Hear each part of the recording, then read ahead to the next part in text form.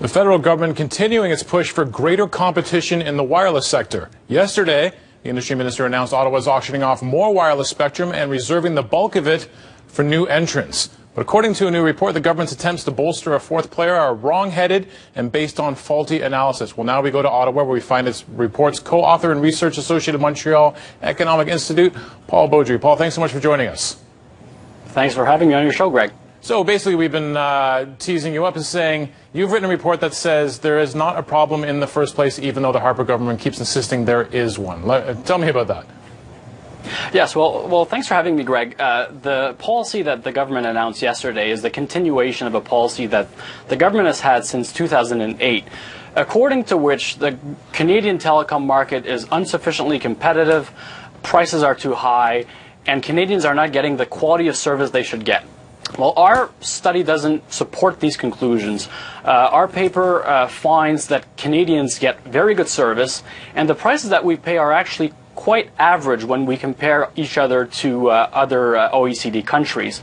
So what we've found is that the policies that the government has implemented in the last 5 years to artificially induce competition in the telecom market have not had any positive impact on the telecom market. We've had new players that have emerged since these subsidized entries in the market, and we see that these new players haven't been able to succeed. We look at Wind Mobile, we look at Mobilicity, and we look at Public Mobile. All of these companies failed in the market, and it seems like the Canadian government is doubling down in trying to resuscitate or find a way to spring these players into action, but I doubt that's going to work. Now, we have an election coming up in 2015, and this is a very easy message for the Harper Conservatives to sell across the country. We're on your side. We want you to pay less for your texts, for your emails, for your videos. They say their moves have taken down the prices generally of Canadians of 20% off their bills. Is this more political, or is this about business? Well, I think it might be political, because obviously every Canadian has a horror story with their telecom provider, and I can understand this as a consumer. But when making policy, you have to look at the general welfare and the rationale for which we implement certain policies. And I think that the rationale is not there when we look at the government's policies with respect to telecom. A lot of telecom analysts point out to Europe as a model for Canadians, because there's more players in Europe and people pay less money for their services. But when you look at Europe and the quality of service that Europeans get for their money, I don't think it bears out. I don't think it really proves that Europe is a model to follow.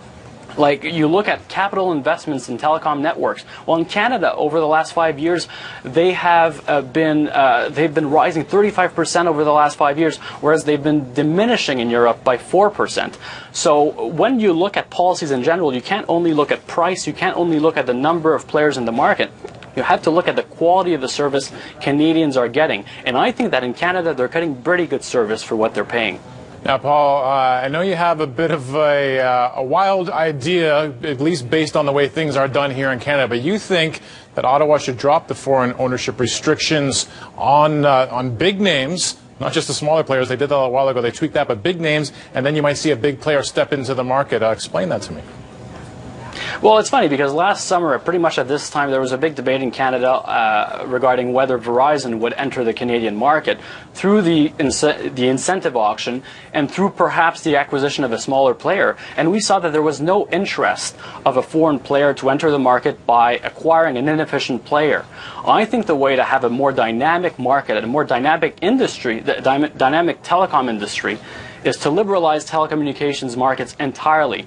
So not only stopping at 10% market share or less, but allowing our big incumbents to be acquired by foreign entities, or even themselves going into foreign markets to acquire other players. When we look at the possibility that economies of scale and integrating Canadian telecom networks and, for instance, North American networks can bring in terms of advantages and potential cost savings for Canadian consumers, I think this is a better way to look at competition. Instead of artificially inducing competition through regulatory measures that don't end up being efficient, why don't we just liberalize the market and let the market do its job properly? Now, Paul, I want to ask you quickly, is that fair to the three big companies that have built infrastructure, that have poured billions of dollars into those cell networks in Canada, to suddenly have the whole market thrown open on them?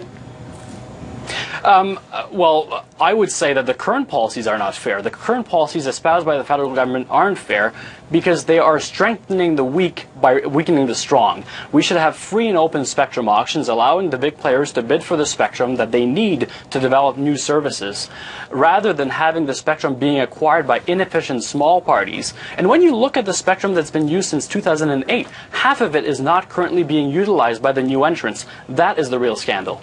Thanks for your insights and for your views today, Paul. Thank you very much, Greg. That was Paul Beaudry. He's a research associate in Montreal.